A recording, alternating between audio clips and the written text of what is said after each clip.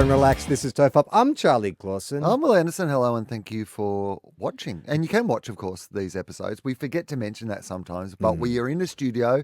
We are face-to-face. It is being filmed. There are more cameras in this studio than they used to make the entirety of Seinfeld, the greatest sitcom of all time. So we can make a show that is 3 times as good as Seinfeld right here, right now. I mean, are podcasts still podcasts? What do you mean? Well, when people start a new podcast now, it's virtually a TV studio, It's a isn't it? vodcast. That didn't catch on, did it? No. They managed video podcasts. They skipped over that. They managed to get rid of the embarrassing name in a way that podcasts never did. You know, they learnt from podcast lesson of we can't let vodcast stick. But don't they? But they stick to podcast, right? They haven't got a new name for it. No, they said we're burdened with this dumb name already. And so why didn't they come up with a new thing like it's called what would you call it? Like vodcast. TV on your computer. Computer or TV podcast radio. TV, PC TV. Yeah.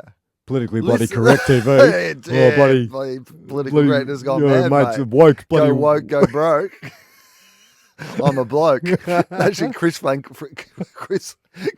my Franklin God. should do woke. Oh, yeah. He must I'm too already woke. I love lattes.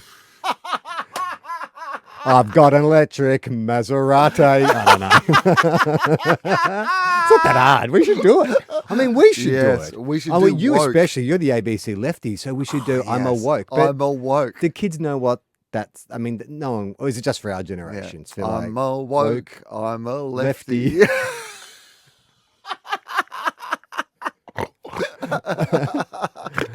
What would you reference in that? It would be like equal rights. Equal rights. Equal rights. I mean, at the moment, I think when people say woke, they're talking about anything that has like a slightly humanitarian community. Being nice. Considerate of other people, you fucking wokey. Yeah, wokey.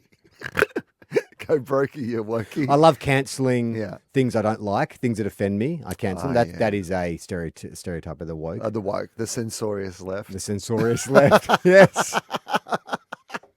So much for the party of tolerance.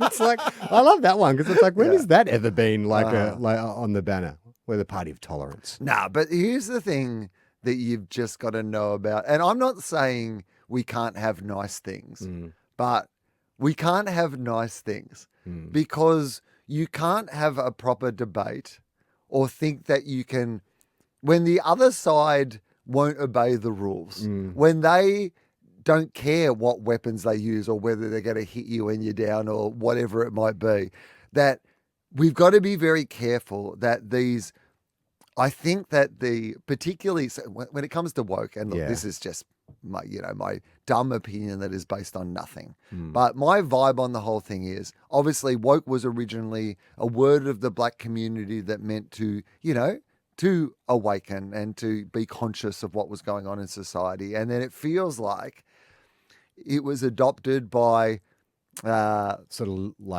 lefty latte people with nothing on the actual limousine liberals. That's right. People who don't have to suffer any of the consequences. Yeah.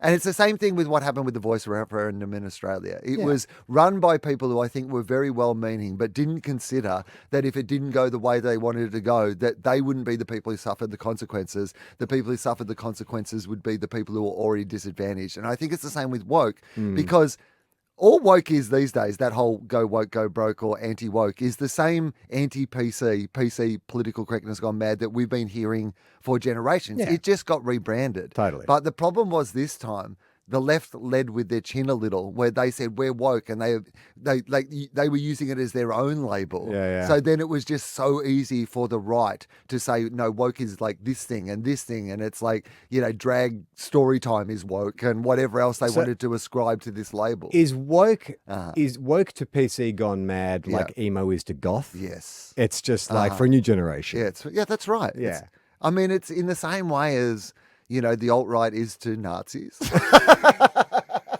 There's a parallel for everything. Yeah, there's an update. It's a more modern take on it. Now, to people listening to this, it's only been a couple of weeks since you last heard us together. But for Will and I, it's been a long time. A lot's happened in between. Yeah, you've been overseas. couple of times, actually. You've gotten since- older.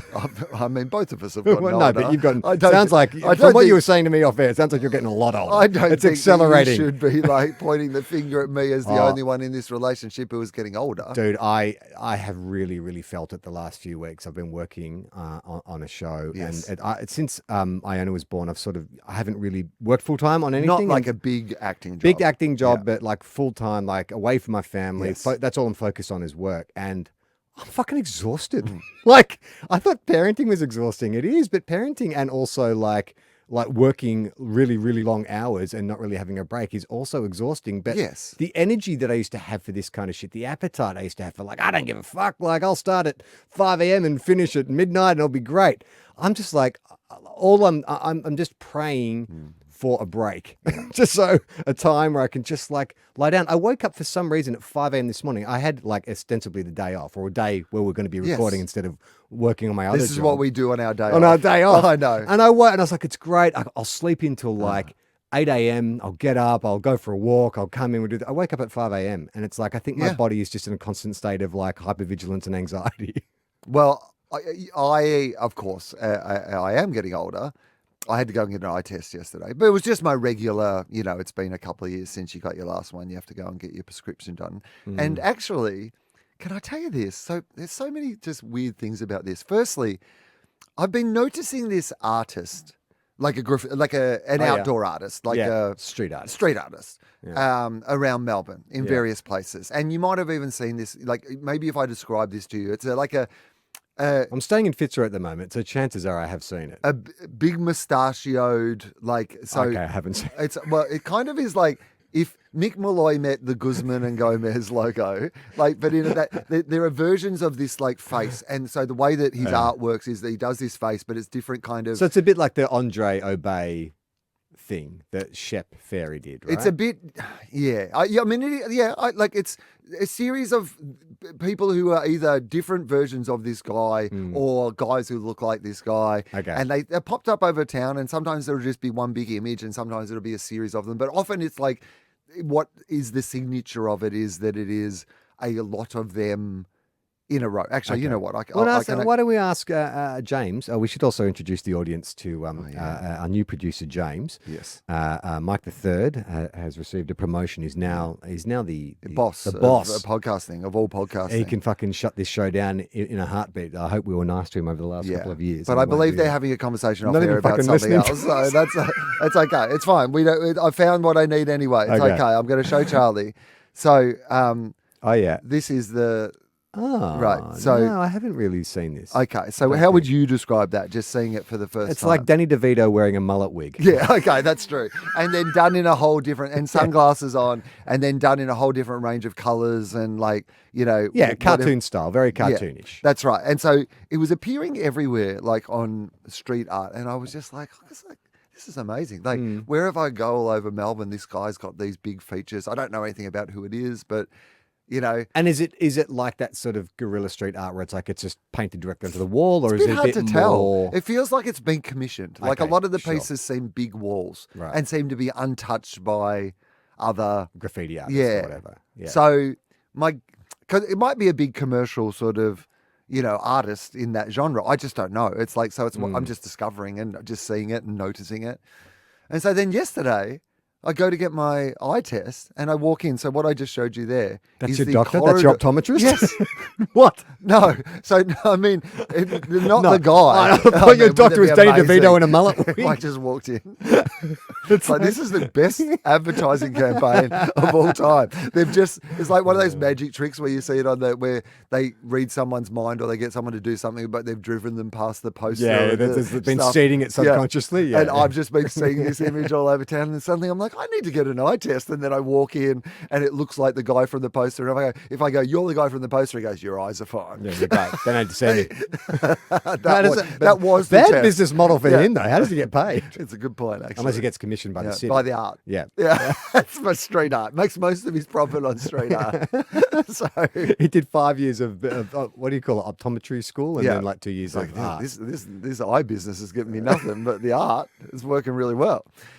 So I go into the eye place yesterday, just Like, it was just weird to me that suddenly in this optometrist, like, it's surrounded by this art I've been seeing all week. But I go into, so it's one of those ones, it's just like a Bailey Nelson, right? Not a sponsor, paid for my glasses. But I have gone to Bailey Nelson for the last, since I've got glasses, really. And they're pretty good. In fact, if they would like to come on as a sponsor, Bailey Nelson, I'd be happy to sponsor Bailey Nelson. Does your health, do you have private health that cover glasses? You get 2 free a year? So, yes, but only to a certain, To a price point. And up until now, what I was getting at Bailey Nelson, afford. I could absolutely afford within that, right? But so we're going to get to what has happened next. So I've gone in yesterday. And firstly, so that, like, there's the shop out the front, and it's on. I've gone to Chapel Street in South Yarra. That's the Bailey Nelson that I went to. And so, for people who don't know that part of town, it's like a nice area. Yeah, like, you know, it's a big shop front, like really breezy. 3 mid-20s, I would say, like cool looking, you know, well-groomed young people like working in the front of the shop. So. I go in. The first one gives me he's got he's kind of like a cool hipstery, like curlied haired sort of dude. Broccoli hair, like Mark Zuckerberg, his new look, that kind of big, like white guy fro. I would say like broccolini. More than not quite as big. No, not full broccoli, but a little broccolini. Yeah. And so he's taken me up to, so if you imagine the shop front, and then there's a kind of examination area where the professional practice is starting with the optometrist, but it's more a waiting area. Yeah. And then there's a corridor to where the optometrist is out the back. So at this place, Broccolini, he's giving me some preliminary tests. So they do the one where they shoot, just standing in front of you like this. Can you see that, mate? Can you see this finger, mate? Can you see this? How many fingers am I holding up? I was like, this is unnecessarily aggressive, Broccolini. He said, stop calling me Broccolini. Why do you think I'm doing it? I'm mad about that. You're calling me Broccolini. All right, Broccolini, calm down. All right, come on. So anyway, Broccolini, Mr. Bob Broccolini, has given me this, the preliminary eye exam. I don't know when the last time you went and got your... Like 6 months ago. Yeah, okay. So they do the one where they blow in your eyes. Yes. That came out wrong. Yeah. But... Give you a little kiss first. Are you sure this is an optometrist? What? No. You're in a car park outside a food court. What are you talking about? There's street art all over the place.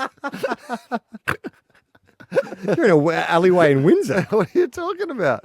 So, the one where they do the puff of air in your eyes. And then, do you get nervous before you know it's going to come? And that sounded even worse. Doesn't it? Before they blow in my eyes. Because they say, hey, you'll feel a little thing against your eyeball. And I'm always like, part of me is like, just don't wuss out. Like, just keep your eyes open, man. Keep your eyes open because I'm scared. What's your internal, is that what your internal dialogue is? Yeah, I know I've had it done before and I know it's not going to hurt. But for some reason, I'm like, I don't want to look like a wuss. Like, you're meant to flinch. Like, that's the whole point of it, right? It's like they're testing something, right? I know most people say internal monologue and I said internal dialogue, but I always like to think that there's a podcast going on in your head. There's 2 wolves inside you. Yeah, that's right. And they're both doing a podcast. Listener just signed him to a 4-year deal. How has no one ever done that? Someone must have done that. Well, you got it. Right. But if there's not, if there's 2 wolves inside every man and they're doing a podcast. All right. So I'm in the, Bob Broccolini's given me the little eye blow and then we can do a little bit extra. We can take a photo of the eyeball, the back of the eyeball. Yeah. Did you get the photo of the back of your eyeball? I don't remember that. Like, you didn't get offered the bit extra, little. If you want a little. Is the idea being like it's a deeper? Yeah, they take a prescription. They take a photo of it's for health, I believe. They're taking like a photo of your whole eyeball. If they did that, then they didn't tell me. Oh my goodness! We're going to celebrity. We got a celebrity guest. Hang on, we got a celebrity guest. Yeah, pull up a seat, we got a mate. celebrity guest here. It's like, hey? Hang on, no, we're doing the other one. This is our non-footy podcast. Yeah, this is our non-footy podcast. But you can come and sit here for a second. Why don't you just come in? Yeah. Come here. Yeah. Come here. Do you want to get a mic? No, it's all right. We can share a mic. Go to the Auntie Donna pod. But yeah, okay. Auntie Donna pod. Will's just telling us a gripping story about getting his eyes tested. I thought he was in Montreal. I just got back from Montreal. How was it? It was really great, thanks. It's really good. I enjoy talking like this. It's Yeah. quite a. And how did your family enjoy the zoo? They loved the zoo. Broden's partner organised a zoo trip for my family when they were down. They loved it. It was so great. Went behind the scenes, met some caterpillars. Baby giraffe born like 2 days ago. Oh, really?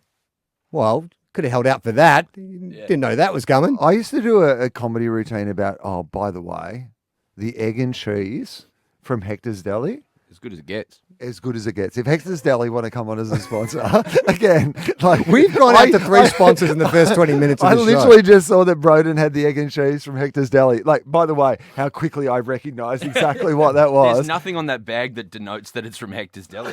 It's literally just a receipt. We have one here. Oh, well. Hector's Deli, now sponsoring TOFOP. Hey, Auntie Donna are doing. Can we just say this? Auntie Donna are doing a massive tour all over like the world. I heard you got Zach. Zach has done a philosophy episode. Not easy. No, he doesn't like to open up. That's a big get. Yeah, right. Yeah, look, it's fair to say. I think we just talked about the show he did with Alexi for 2 hours. That's what he said. Yeah.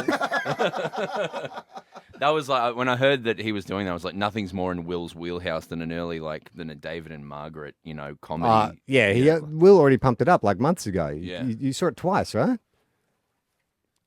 5 times. Oh my God. times? When he loves something, he loves something. Yeah, like he locked Hence in Hector's on Deli. it. Hector's Deli. I saw your show 3 times. That's and 3 times. When did you see it the third? I didn't know you saw it 3 times. Yeah. So I said yes. You guys have got to share a mic like you're the Beach Boys in the 60s, right? Just Yeah. get close, but not. No, I like what we're doing I've got here. a They're bad going coffee in and breath. out of like, that's okay. That's fine. We can do All right, this. okay. But when's the third time you saw it? It concerns me. Canberra. Oh, really? So you saw it in 3 different cities? Yes. 3 Yeah. times. Yeah. Fucking hell, he's your biggest fan. He snuck into one, though. I didn't know that. Yeah. Well, you know, what I also have done is bought tickets to go and see Auntie Donna at the Palais great. Theatre in December. Very generous. Thank you so much. Yes, we're trying to move 80,000 tickets. Yeah. Not an easy task. But Yeah, right. When do you go away for your big tour, your big world tour? Friday. Yeah. Wow. I should go. I should go do the Auntie Donna. No, this is what a great crossover Yeah, episode. great. This is the Listen to the episode Auntie Donna everyone's been asking podcast. for. Enjoy. How's your project going? Very good. Are you Yes. still cutting? No, well, yes. And I'm eating carbs again, so it's good. No, I'm so excited. Okay. Enjoy your egg and cheese. Thanks, Broden. From Hector's Deli. What an It's exciting visit. I will honestly say this. How show business are we here today? Like, come on. We're back. Yeah, we're back. We've We've got already had celebrity celebrity guests. guests, Broden Kelly from Auntie Donna. I saw like listener were doing a little promo on Yeah. their socials where they're going up to podcasters and being like, which guest were you most intimidated by? We can say Broden. Broden He Kelly. came in with his John Lennon glasses. Mate, and he his had Hector's dark glasses Deli, on. He's got his egg like and bacon. beanie. Very cool. I mean, he was very cool. And I felt very old and conservative. You all did of a look sudden. old and cute. Like, me and Broden are so cool and young. Yeah, you got your You beans. look like me and Broden. Sharing a microphone like it's nothing. Whatever, mate. Yeah, I'm sitting here with my side Dad, part. what do you reckon, Dad? What are we saying to this cop? All right, so All right, okay. he blows in your face Blows in and my takes a face photo and takes of a your photo. eyeball. Yeah, Bob Roccolini. So Yeah. He takes a photo of my eyeball. You know what he kept doing? And again, like none of this is a negative. Can I guess what he was doing? Okay. Give me a parameter though, like Oh. something he said or something he did. It was something he would say Okay. after after the blows in the eyes, Yeah. and then what you basically had to do was there was a way that you had to push your face into the thing, mount, yeah. and there's the green light and the red light and the blue light, and it's quite a fine little area. You have It's going to be moving at this speed. Yes. It's going to be yeah, so- and then there's like a flash in your eyes and whatever. Yeah. And so each time, so that he would say something Yeah. after each time the flash happened. Yeah. He would say something, and he kept saying it like after each one. That's the parameter. You're beautiful, princess. I mean, it wasn't far away from that. Like, honestly, the weird thing is you've gone You're for gorgeous. You've gone for a comedy answer that has landed you closer to the truth than what a Still on the reasonable fairway, answer right. would have. Yeah, that's right. Yeah. You can say you still might get it home in par from here. Okay. Yeah. So he was saying, so it's a compliment? It's a compliment. It's a compliment. Yeah. You're very brave. No, it's not. Like, it's about the Your- image that he's kind of got, I guess, is more that. Your eyes are hot. I mean, again, it's not that far from what you're saying. Eyes are Oh, look at those eyes. What I'd do with your eyes. He's already blown in them. He doesn't need to suddenly make it gross and sexual. Anyone would love your eyes. It's okay. It's not quite Okay, that, but all right. it keeps going. Oh, we've just got that perfectly. Oh, we've got a perfect shot of that. That's great. Positive reinforcement. It's picking you up. Yeah, it was really just like, oh, this is an excellent image. I see Jem do that when she's shooting stuff. She'll do that with actors in the first take. It's just like give them real comfortable by over complimenting them because everyone comes in a bit nervous before the performance anxiety and stuff. You're like, oh, I've got to watch the yellow dot or the red dot or whatever it is. And so he's just trying to make you feel comfortable. You're doing a great job, mate. That's fantastic. You're giving exactly what we need. Now we're going to try a second one. Just do a give fun me one. 25% less. Yeah. Let's do a fun one. Yeah. Come on. Just for fun. Loosen it up. Come on. Put Loosey-goosey. the pot on your head. We won't use it. We won't use it, but we'll just get it. So what did he tell you about the back of your eyeballs? Have you got enough cones gone? So Just said, dude, the amount of cones that have gone into these eyeballs over the years. well, firstly, he looked at it, and then he was like, the optometrist will talk to you more about, if there's anything. He almost said it in a way, if I were the sort of person who was going to read too much into things, I think the thing that you would have read too much into it, you would have been like, oh, hang on, is the optometrist going to tell me something bad? I didn't really. Like, if the optometrist had then told me something bad, I would have been like, oh, okay, that's what it was. But I didn't like suddenly go, oh no, this is going to be terrible. And it wasn't. Good. So I was right to read it like that. But Yeah. he did kind of say it in a way that you were just a bit like, why the mystery? Yeah. Hey, Did he say, dear God? Dear God, He picks up the phone. It's another one. Call the Prime Minister. Shut down the borders. We can't let this one out. He just picks up the phone, and the first thing he says is, Mr. Prime Minister. Just a laser dot appears in your head. Just lean in. That's right. Oh, perfect. Okay. Okay. So then they leave me in the waiting room. I've come in a little early just to be, polite. You never know how much paperwork or whatever there might be. So Yeah. there's a moment that I need to wait in the waiting room. And the three people in the shop just go back to being in the shop. So I'm left alone in this kind of in-between zone, in limbo. Yep. So There's no other. patients? just me, just sitting there. And so can I just say, so Bailey Nelson. Bailey Nelson, Who's Bailey Alexander? I think they're a real estate agents. Because I go to like Specsavers. That's how you know, like, whether, that's often people walk into a Bailey Alexander and say, I need glasses, and they say, you should go to Specsavers. Yeah, right. Because and it sounds like Specsavers is obviously like low, much more like low rent because it's crammed in there. Like you ain't getting, you're fighting for a seat. You're fighting other patients while you're waiting to get your results and all that kind of stuff. Well, I think so. It sounds like the Bailey Bailey Nelson. Bailey Nelson. Bailey Nelson. Oh God, I've forgotten. I'm trying to get him on. Bailey as a Nelson, sponsor. though, but that's a Bailey bit of a nicer experience. That's like you can either get like go to a Thai massage, get a cheap one, or you go to like a proper spa and get like a real nice. Is that the vibe? Is that what I'm getting? You know what I feel like people do in places where things are cheap?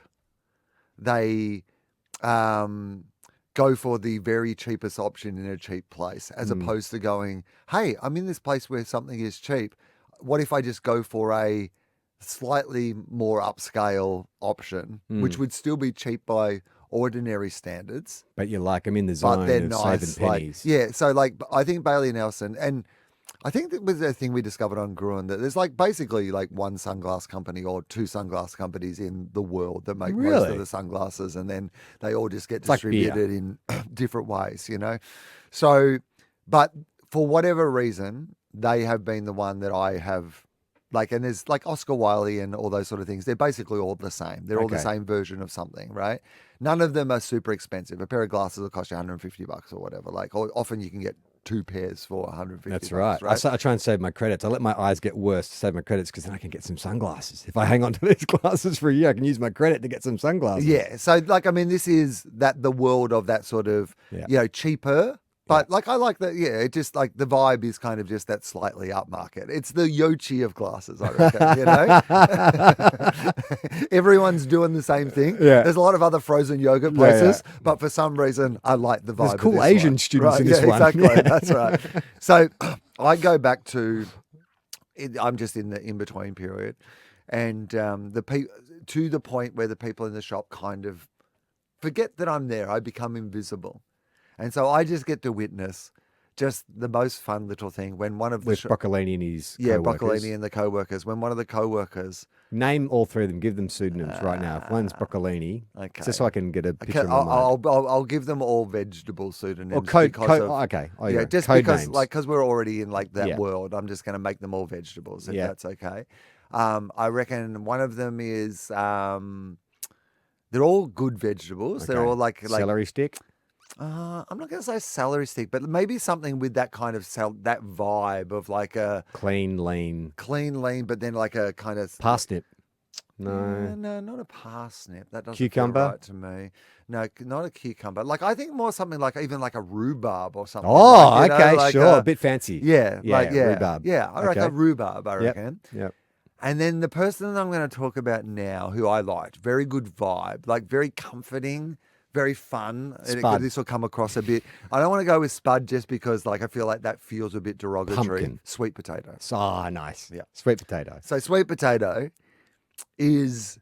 forgets that there is a customer up the back here in the store, and so is just behaving because there's no customers in the actual shop front. So she just is like kind of has forgotten that there is a... I imagine what happens in that is they start grabbing glasses off the shelf and impersonating all the customers. Going, I'm an idiot. I can't see anything. They put glasses on there, they bash the person who has glasses. I'm a -7.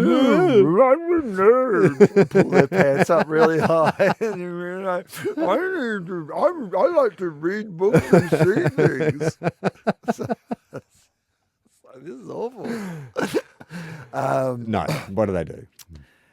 This song, this sweet potato Yeah. starts to just sing along to a song that is on the radio or whatever they're playing in the Bailey Nelson. Just in the way that you would, like, you know, if you were around the house and a song... Absent-mindedly almost. In the way that I was singing U2's Vertigo Yeah. before we were starting and we were trying to test how the headphones were working. And I knew about every third line of U2's Vertigo. You have to give Even yourself that, credit. I know. Well, barely everything. all right. I knew the opening line. Hello. And Vertigo. I can feel. I mean, okay, you're right. No, you're right. I knew 1 in 8 lines, but she knew about 1 in 3. I'm going to give her 1 in 3 of the song that she was just singing along to in that way, unaware that there was a stranger up the back. So I'm going to give you an opportunity to guess what that song would be. It is a song from our generation. Oh, so this okay. young person would have been experiencing it as a retro song. Yeah. But it has appeared in popular culture. It has remained a song that pops up in staple of not just a Pop music or alternative? pop music, Okay. but by a rock-ish female artist. Okay. And the title of the song and the subject of the song has kept Alanis it. Morissette. You're in the right zone. Okay. So has kept it a cultural touchstone as well. Yeah. Like, so not just the it's song itself, but the subject matter and like whatever, and what the song would mean in a movie or a TV show. It crops up all the time. I'm Just a because Girl. Gwen That, Stefani. you are absolutely in the right zone. Okay. But think about something that would be a bit more embarrassing, maybe for somebody to just be singing out of context, like in a shop, not realizing that there was like a customer in there. Like a 90s era pop star with a rock tinge. Yeah. I mean, who are those artists, though? Well, more a rock star doing a pop song, if that makes a rock star. a more poppy song. An original, not a cover. I believe it's an original, yeah. And it would be embarrassing out of context. Yes. I mean, I don't know, but why would it be more embarrassing out of context if it was a big song and defined a generation? Yeah. And it's just used be in a one movies. to be singing these lyrics out loud, to be really leaning into the hook of this song, Okay. to be like, What is it? well, maybe okay, I'll try another to give you clue. one more clue. Yeah. So, Gwen Stefani. Not okay, Alanis so Morissette. But it's in that milieu, it's in that kind of era of stars. it is. It's slightly earlier, Earlier. I think, Okay. but like that definitely somebody who would have been inspirational to female all those rock female vocalist. rock vocalists Singing a pop singing song. a pop song. I think it was in Buffy. I think it got featured in Buffy. It's definitely been a whole lot of okay, I movies Touched and Myself. I Touched Myself. Yeah, right, okay. So she just leaned into out in of the, context, that's embarrassing. Yeah, Even out of but context. so literally, I'm just in that in between place. And did she know the and I words? wasn't listening to the song. I when something's on in the background, and of course that song's on my ear. I hadn't even clocked that was that song until Sweet Potato, just out of the blue, just goes, "When I think about you, I touch myself," and I am like, it made me laugh so much, just because she didn't clock that I'm just like, went back and I was just like, God, that's funny. Made me laugh. Anyway, It's interesting because when that song came out, like I remember like Full Frontal doing a parody of it, which is like Gina Riley finding different things she could masturbate with in her home. So it is kind of astounding that someone could just absentmindedly sort of sing that song and not be. well, I think for young people, it's probably been so much part of the popular culture that almost it's lost innocent. the meaning of Yeah. what it is. So anyway, Okay. I get into the optometrist. Yep. This guy is, he's like, I'm going to say mid-30s, I reckon. Don't you hate that? That's what I've really noticed because being back in Melbourne and being out a lot more and interacting with more people than I do in my small town, I just realized that everyone's younger than me. Like every shop I go into, every authority figure I deal with, police, dentist, doctor, everyone's younger. Like, Yes, of course. I'm old. Yeah. And it's weird. To We sort of are have that in the minority realization. in the last election of like voters. The people who run the world now and whose world it is are the next generation. I mean, it's a two-way street though, right? Like next generations. Because yes, we're out of touch and irrelevant and all that kind of stuff. But one thing I've noticed, like, Yes, we're out of touch and irrelevant. well, no, but like that thing. I know is- what you mean, though. Yes. Well, it's that sort of feeling. I know Broden Kelly from Auntie Donna. Yeah, does So- that give us some cachet? You think? reckon. With the kids. I mean, Well, they're like, why is Brendan Kelly hanging out with those two old blokes? I was going to say though, even Auntie Donna are probably at the, Yeah. there'd be They're starting a to younger age out. generation who'd be like, Auntie Donna, yeah, all right, okay, if you want your granddad's sketch comedy. But it's a two-way street in the sense that, yes, so, we are old and daggy and uncool. Yeah. But, so where I'm staying at the moment, my accommodation, I've been...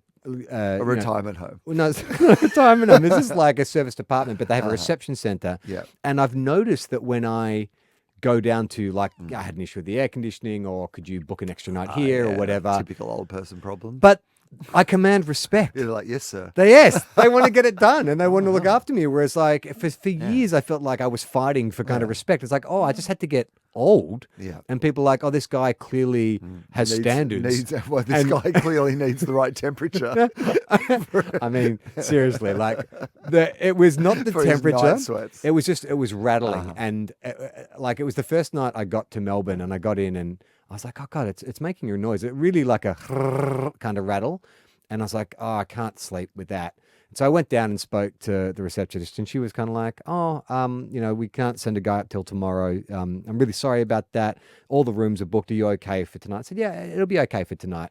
Turns out I wasn't okay for the night because it was so loud. It was keeping me awake. So rather than wait for the serviceman, I decided to fix it myself.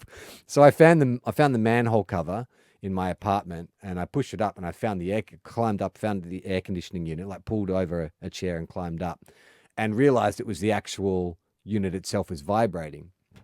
So like the sort of metal box. So I stuffed it with towels, probably contravened every fire safety rule known to man to stop it from rattling. And the next day I went down and said, oh, hey, look, just so you know, I managed to fix the problem, but you might need to get a guy up there to fix it properly. I think the casing's loose. And so I took the towels out and they sent the guy up and he didn't fix it. Or he said he fixed it, but it didn't change anything. So I have gone back to stuffing towels, jamming towels into the air conditioning unit so I can sleep. firstly, that is so old man. Yeah. Like taking it in your own hands, just Yeah. going, all right, well, I'm just going to fix it myself.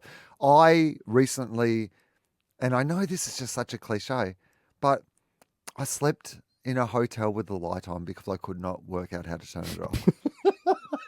And it wasn't a thing. It wasn't one that I could unplug. You know, like the amount of times I've unplugged something at the wall. Was it a wall light or a ceiling light? It was a it was a lamp, Right? Desk type, lamp. well, no, it wasn't something that had a cord that you could remove. It was kind of built in, but it was a lamp. to something, but it was a lamp in the wall. Yeah, that's And fucking it hilarious. was everything else in the room, like when you turned the master, like because you know What is the combo though? That's the same in my apartment. It's like put these ones down, but that one up. Then this comes on, but you put that one down and these two up, then that comes on. It's like what is the? I perfect... don't know what the secret code is.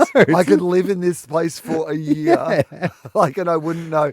In my own apartment, I still sometimes turn on the wrong light because I'm like, oh, flick them on until I find the right one. In this hotel room where there's no rhyme nor reason, but most of them have a master off, which means everything off, right? So in this hotel room, even when I mastered off, there was this light wouldn't go off. That's crazy. And I'm like, well, when you call reception, because I can't. you don't want to complain. I just can't. In that moment, be the is guy. it more humiliating? It's all things. Did you take the light bulb out of the lamp? No, it was one of those. I don't want to be doing that. I don't want to like die, like because I've like. Dude, you can unscrew a lamp, a bulb. It's fine. You're not going to die.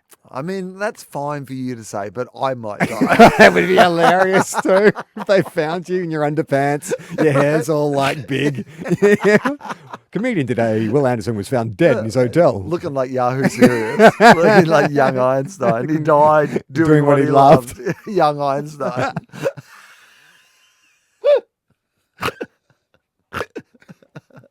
So, anyway. The optometrist. I go to the optometrist. And this optometrist is like, mid-30s. Smart dude, though. Like, super enthusiastic about Eyes. The best way I can describe it is, it was like listening to a one-on-one podcast about how your eye works. Like, he honestly spent about, I'm going to say at least half an hour, but I'm going to say almost 40 minutes with me. Like a philosophy. Where he just explained to me, like, he said, at the moment you're using reading glasses. Here are your other options. You are now at an age where, like, maybe you want, like, multifocals for, like, you know, being able to, like, read something, but then read something in the distance or whatever it is. Here are your options. Like, you could even get contacts if you need to do that in the future for television or whatever. You can, we can do multifocal Halfway contacts. through, he took a break to promote Mosh. And he said, if you're suffering from hair loss. He ran through all those things in the most comprehensive way that I've ever had any of it all explained to me about how it all worked and what was work, and then kind of explained to me where I was at and what I needed and what I didn't need and what might work and what didn't work. I've never felt more comprehensively explained to about Eyes.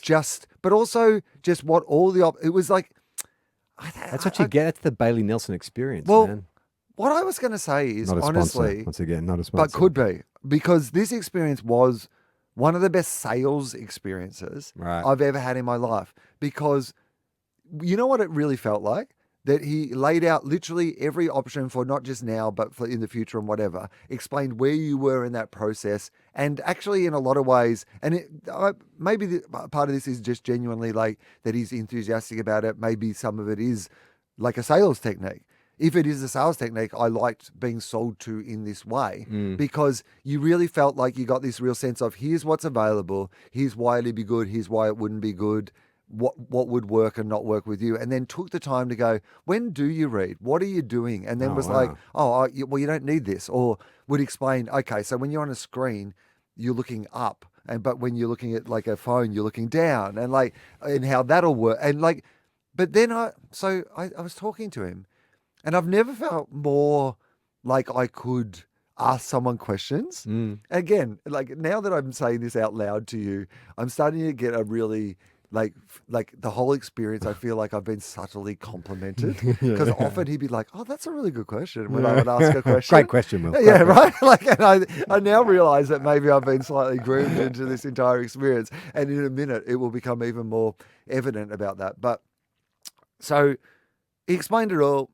Like, said you don't, like, basically you can keep the glasses. Like, we did all the eye tests, and he said basically you're at the stage where the glasses you already have are mostly fine for, like, particularly for reading in bed and like just reading. Like, just keep them. You don't actually need even new glasses. But if you want, like, maybe get a pair of multifocals with this new prescription so that you can, have the option for when you need that. And so then the one thing that I absolutely did need is I needed some prescription sunglasses because the last couple of summer reading adventures, because I've been reading so much, like anytime I'm reading outdoors, I've become one of those people who puts my sunglasses over the top of my reading glasses. And so I was like, you know what? You didn't say you'd become a cool guy. Yeah, sorry. I've become, I don't know. Super cool. I don't know what you were talking about being old and out of touch, but I have been rocking a very cool look. Hey, kids, what's Facebooking? Check this out. Yeah. Oh, you think one pair of glasses is cool? Well, how about two pairs of glasses? The coolest of all. And so, yeah, got myself so did that. So can I ask, are they prescription reading sunglasses or prescription multifocals? Multifocal. Yeah. So sunglasses. I've now got sunglasses. So I've got a pair of multifocal sunglasses. Wow. And I've got a pair of multifocal regular glasses, plus my original readers. In what style are your sunglasses? So my sunglasses and my readers are all this, like, it's literally, that's also why I like to go to them, is like, I like my glasses. I didn't want to get like a different style of glasses. So now I have so I got one that was in a different color so I could know which ones were which, basically, but like the same. But what's the frame? Like, is it like Wayfarer frame? Is it like round? Is it hang on, large scale? Will is going to get his glasses, so I'll just fill in for a moment. I have alternated because I used to have this sort of simple square frame reading glasses, but I saw that big wide lenses were in. So I started getting I got myself some new wide reading glasses, which are great, but they're fucking heavy and they fall off my nose when I'm trying to read my book at night. Well, I feel like these are a medium, like, weight. Oh, yeah. Like, I like something that has they're good. a bit of weight to it. Yeah. But not like, nerd alert. Look out. Cool guy. Hey, egghead. Right? I feel like that's what it's like. Yeah, they're good. Yeah, right. So you got those as sunglasses too. So I have these as, so I'll get multifocals of these. These are my old ones. But like I'll get multifocals of these with a different color so I can know that they're not my old ones. Yeah. And then sunglasses with this, like, literally the same color, but just with, like, sunglasses. When we started this podcast 15 years ago, we would get drunk on the microphone and talk about our favorite Marvel films. And now we're talking about our eye prescriptions. People grow up, deal with it. Like, in some ways it's a miracle we've been going as long as we have. In other ways it's just a damning documentation of human decline, really, isn't it? Yeah, well, I think that's interesting in and of itself. So I don't think we should devalue that as being like something that's cool for people to like, because people are also getting older themselves. So having a constant in their life that is getting older with them, and like, I think it's the most honest approach is to be talking about our lives in the way that we live our lives. But I think maybe I'm misguided here, but I think we're the exceptions to the rule, because the majority of people who have a front-facing media career or media enterprise like a podcast are trying to maintain an image that is consistent, that is their brand. I know. Whereas we're like, here was our brand. Watch it change and slowly turn into more real, this though, over isn't it? time. It's more human and real. Yeah, but less successful. Is that what people and marketable? Yeah, exactly. Yeah, but we've never been about what people want. TOFOP. Can I tell you this? So this was the whole thing that I wanted to build towards, which was, so he goes to examine my long distance vision, and he says to me, and this is just what made me laugh so much. These are the words. I'm just going to say the words he said to me. Okay. Is what he said.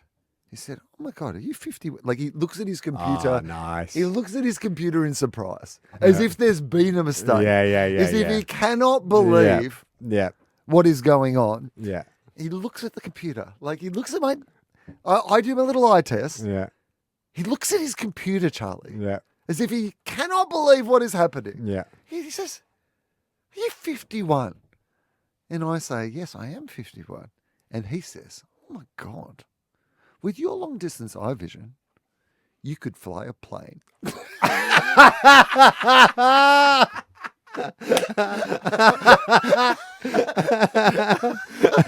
Everything else you'd be fucked at, but flying a plane Oh my God. specifically. And I recommend you do it. Yeah. Into a building. Yeah, I mean, you could fly a plane, but walking off the plane, you'd probably Yeah. walk into Oh, man. into a pole. Do you feel that if there was ever That an is the funniest. emergency, if there was ever an emergency on a plane, and they were like, "Is We there a need someone with pilot?" And there's no perfect pilot, eyesight. but I'm like, "Well, look, I might be your next best option because I was once told by an optometrist that my What long is that? distance eyesight is good enough to fly a plane." What does that even mean, though? Because I think surely, there must be a level at which, but a you pilot are must not be able to allowed see the control panels Yeah. and long distance, Yes, right? Like, it's that's surely right. being a pilot is not just about, oh, there's a mountain coming or another plane in the distance. It's about reading you can. So Don't know. he didn't say Yeah. you have the perfect eyesight to be a pilot. That's He said true. you have the It was perfect implied. long distance sight for Yeah, a pilot. to just fly a plane. So I yeah. would say what he really meant is you have the perfect eyesight if all a pilot had to do was look at long distance things. Yeah. Well, so I probably couldn't do it. No. all. What a weird, oddly specific know, thing right? to say. It was good. You should It probably was the best. You should probably have just like signed your prescription and gone, "No, well, you better get back to high school, young man." Mate, I could not wait to write it in my notes app. Anyway, Bailey Nelson, love to have you come on as a sponsor. We started this conversation talking about street art, and I have been wanting to talk about this for weeks since I've come to Okay, Melbourne. great. Because I'm staying in the north of the city, Yeah. where there is a lot of street art. Yeah. And there is a giant mural in Fitzroy, just near where I'm staying, of a Australian hip hop outfit. Oh, Now, who do you think that Australian hip hop outfit? Melbourne based. okay. A Melbourne-based Yeah. Australian. And I would hip-hop say, like, outfit. in the same way that you were referencing Chrissy Amphlett before, this is probably about 10 years after that. I'd say like late 90s, early 2000s. 1200 techniques. 1200 techniques. Ah. But not them in their vintage. It's like 1200 techniques as I imagine they look now. But it is Now. a giant Uh-huh. mural. I think there's been a bit of revisionist. Like, I think at the Well, time that's what I we wanted to thought ask you that- because you're a big hip hop guy. Yeah, And you were at Triple J when they were in their heyday. I've noticed in my time, because I think that when we were on air at Triple J, 1200 techniques felt a bit eye rolly. Right. Because they would often go really well in the hottest 100, but you were like, is this Australian hip hop? It felt like it didn't, like, it was that real thing of like, it was cultural cringe, I guess. Mm. And they were the first, like, they were the Hilltop Hoods before the Hilltop Hoods, right? Yep. And I think that a few times around Australian hip hop people, when I've tried to like roll my eyes at 1200 techniques, they've kind of given me a bit of pushback of like, nah, you don't actually get like that they were pioneers. They and had did to a lot of like crawl so Hilltop Hoods could run. Enfer had to crawl so that Hilltop Hoods could watch Friday Night Footy with their hoodie Well, on. Like, it did- I mean, Hilltop Hoods came number 2 in the Triple J hottest 100 of all time, the Australian hottest 100 of all time. Mm. I remember I was on air, like Adam and I called them when Nosebleed section, because I mean it came number 7 or something in the original hottest 100 it was in, so it's like got better as a song over time. Or Over the time. Australian music scene has gotten worse. But it is one of those things where I remember that was a huge moment to have that song. But yeah, I think that there is a revisiting of the legacy of 1200 techniques. It feels to me like there's a reclaiming of in the same way as maybe, Nirvana said, no, how about the Pixies? Mm. And then people are like, oh, okay, the Pixies. I think there's been a bit of that. But I don't know enough to know if that's the case. But that is the impression maybe that I get. And we do live in an era where, like, bands like the Pixies, they can tour now and actually sort of capture They can never that new stop audience. touring. They can never. They live in Australia. Pretty much. They're doing a gig. Do you remember today. when it was like, oh my God, Yeah. the Pixies are coming to Australia Yeah, for the first time in do. years, and it was so exciting. It's like they're back. Mate, I went They're to back. I went They're to like Spearhead I went now. to America to watch them, Right. like thinking they would never make it to Australia. Not that they would take up permanent residency in Australia. Anyway, I'm going to go and see them. Yeah, it sort of just struck me as like someone has dedicated like the entire side of this building, and I'm like, did I miss the 1200 techniques moment? Because wasn't Enfer also an actor? Yeah, I He was believe in those so. He Tim was the Tam genie in the ads. Tim Tam ads, wasn't he? Yeah, that's Yeah. right. So where are they now? Oh no, that's a good point. Or is that your new podcast? Where are they now? Where's Enfer? 1200 techniques? Because Yeah. I would like to know. Who were 1200 techniques? You know Yeah, what? I've got my you- phone here. Yeah, I was going to say I let's don't do have it. mine. How long have we been going in this? We've got episode? probably 10 minutes. Okay, well, it's time.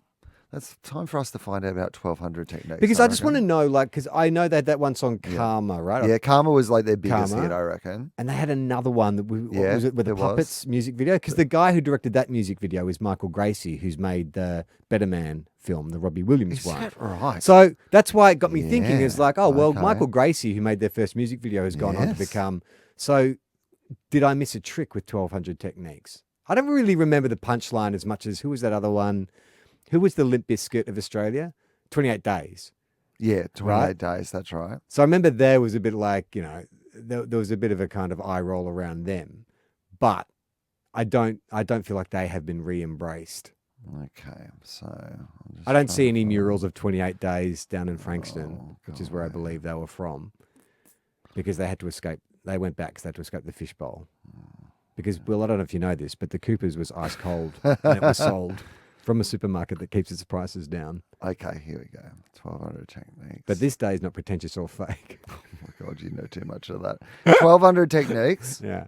are an Australian hip hop group formed in 1997 in Melbourne, Australia, consisting of DJ Peril Sounds as familiar. producer, percussionist, DJ Enfa Forster Jones as lead vocalist Yeah. under the name Infamous.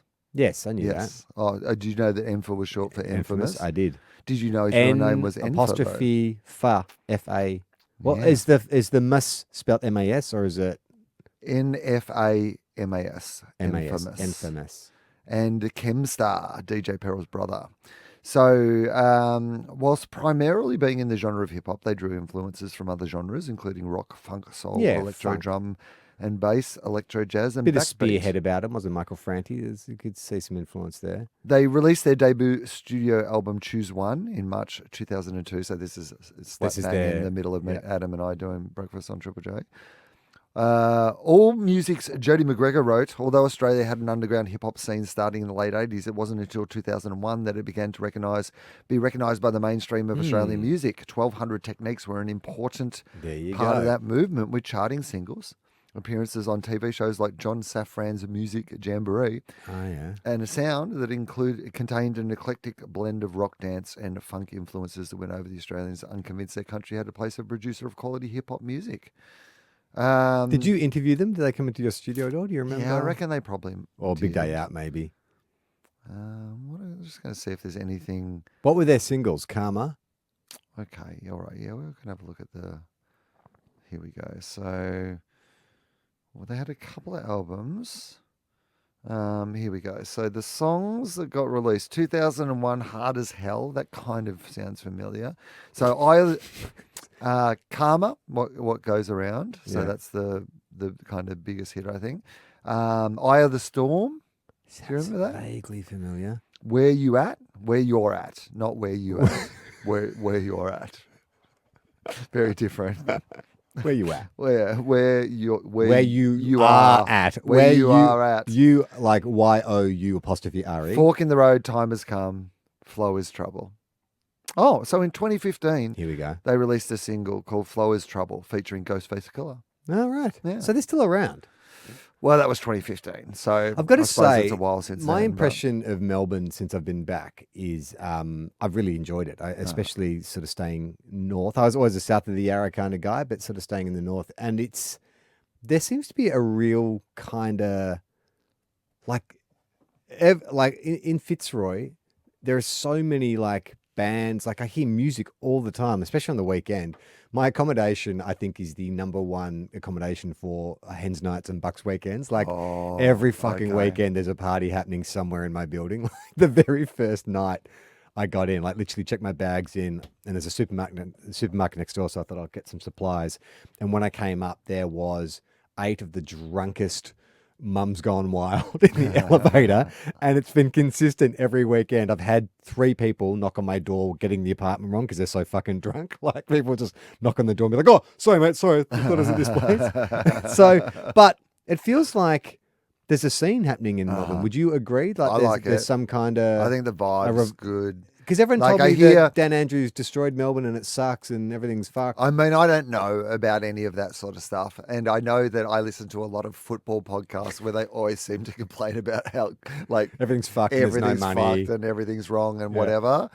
But my personal experience of being in Melbourne has been nothing but joyful. Like, the city Yeah, has I a real agree. vibe about it, and like both in sports and arts and entertainment and just the general around town. Like, there's a lot of cool restaurants and bars. And I know it's tough. Like, I mean, it's cost of living and Everywhere. it's tough for businesses and etc. But there feels like, I mean, last night as we speak, I went to this like awesome like art a gallery exhibition opening in Fitzroy on like Brunswick Street in Fitzroy, where 4 separate, so there was like this huge space where like there was, well, one like installation was like 51 different artists, but like it was kind of 4 separate things within this gallery, and there was like probably like 110 people that they're seeing, cool. and like you're just like, this is like a Wednesday night in Melbourne, Yeah. and then I've been loving it. I this show that I've been working on, I had to get quite fit for it, and I'd shot all my shirtless scenes, and it was actually, it coincided with my birthday. I was driving home about 9 o'clock at night, and I was like, I'd been eating fucking like broccoli and rice and chicken for 4 or 5 weeks, and I was like, I'm going to treat myself. It's my birthday. First fucking like shop that looks like it's got greasy food. I'm going to stop. So I saw this pizza place in Collingwood or Abbotsford, and so I just pulled over, jumped out. It was not only the fucking best pizza, but it was also a pizzeria punk music venue. So they have punk bands get up and play punk music while you drink craft beer, drink wine, and eat amazing pizza. And I was like, this is fucking cool. Like, I'm so happy to be back. I was really happy eating carbs again. I got to tell you, that was amazing. That was probably a huge part. That was a huge part of it. But the whole environment, and I sort of felt like that. I wish I hadn't been so busy, because I would have loved to have done a bit more exploring. But even the little sort of glimpses I've got out, I'm like, oh, there's something happening here. There's something bubbling along that feels really exciting and sort of fresh, and an old man like me should not have any knowledge of. The area where I am living is like nearby. There's a whole kind of suburb that has just suddenly kind of become very, like, a lot of startups have moved in there. There's apartments and gentrification and whatever. But it's like been very exciting to see all the kind of cool things pop up around it because of that, and because of this big influx of like creative industries. Kids on and razor stuff in there. scooters with ball bearing necklaces. Yeah, exactly. All the coolest things of all. In Melbourne, we're still in touch. I don't know what you're talking about, us being old. Hey, before we go, can we Yes. plug a couple of live Let's shows we plug have some coming up? stuff. So we have a live 2 Guys 1 Cup happening August 23rd, 5 p.m. Yes. at Comedy Republic. And We can announce our special guest. Do you want to do it? Yeah, let's do it. So, I mean, even if you're not a fan of AFL football, Which that you is- don't have to be to see to- 2 Guys 1 Cup. No, and particularly our live shows. Yes. You absolutely don't have to be. Sam Pang and Geraldine Hickey. Big There you go. gets. How about that? Fucking big gets. So, Comedy Republic, Saturday at 5 o'clock. This coming Saturday when you hear this. people hear this. Yeah. If there are tickets still available, snatch Yes. them up, because it is rare that you can get like Sam Pang and Geraldine Hickey on the one show. There'll be as a well. link in the episode description. And then obviously October 5th, we are doing the Cheerful Evil podcast. Yes. Now, I think we're mostly sold out. That there's probably In a Melbourne, few left, but- which is in Melbourne. Come along, but also you can watch it. You can buy a ticket to watch it. Virtually. Yeah, anywhere around the world. So Yeah. if you're a listener to this podcast and you want a way to help support us, because we get some money out of that if you buy a ticket. We've got time for a quick crack that pack. Let's do it. Yeah, let's crack it.